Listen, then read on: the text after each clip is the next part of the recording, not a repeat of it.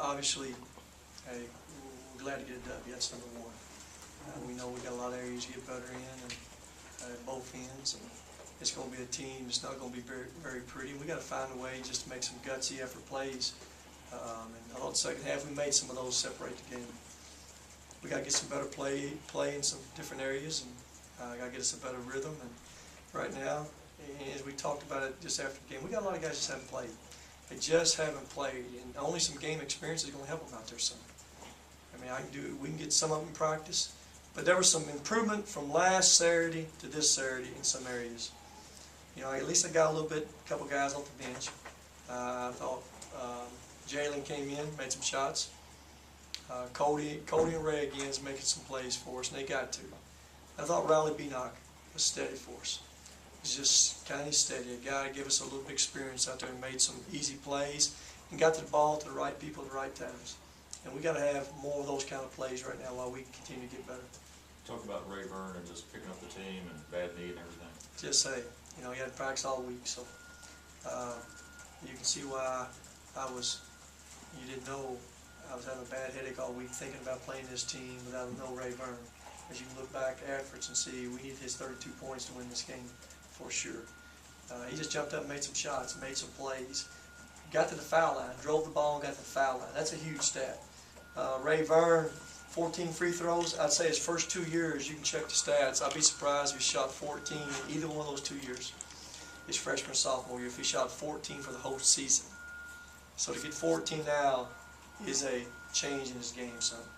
Just how good is it to be able to open the season, get a win, get that behind?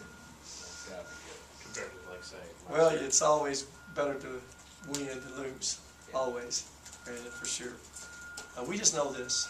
We got to get better. The competition's getting ready to get better. Well, Appalachian State's coming here next Friday night this time. They're picked to win that Southern Conference division. And after that, you got Detroit, who's picked second behind Butler in that league. So the competition's getting ready to pick up. And take nothing away from Tennessee State. They had some guys who can make some plays. And, you know, what's painful is watching Elgin. Elgin struggles defensively for him. It's just a struggle for him to move and change directions. And at the same time, you like his little bit of experience you got in there and his little bit of toughness. He's a guy that gives you some of that. And at the other end, it's just a struggle for him.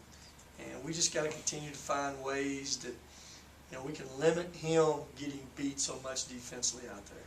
Is that a taste of what you were looking for out of Cody? It looked like he did a lot of his damage in the paint and on the boards. Well, it's better. I mean, it's better. 14 rebounds, probably a career high for him, I'd say. You know, didn't shoot the 3 threes. You know, didn't attempt a lot of shots tonight. What, 9 shots? For Cody, got to get him more, even than that. But it was better.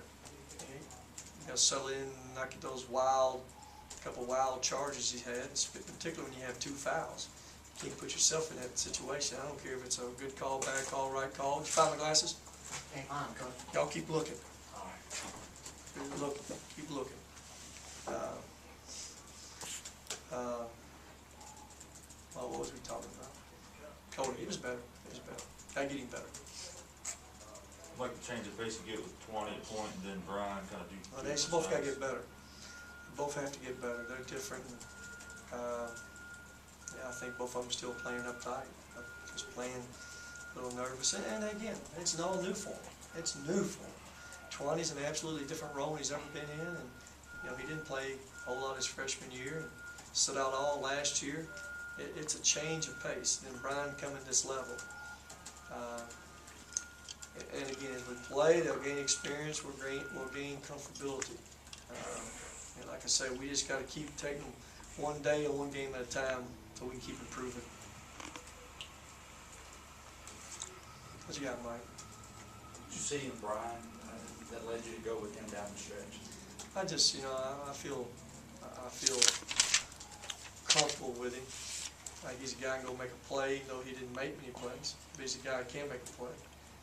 And he made a couple bad plays down the stretch, offensively at basketball. But it'd be a teaching point, something we can learn from. They get my glasses. They coming in well.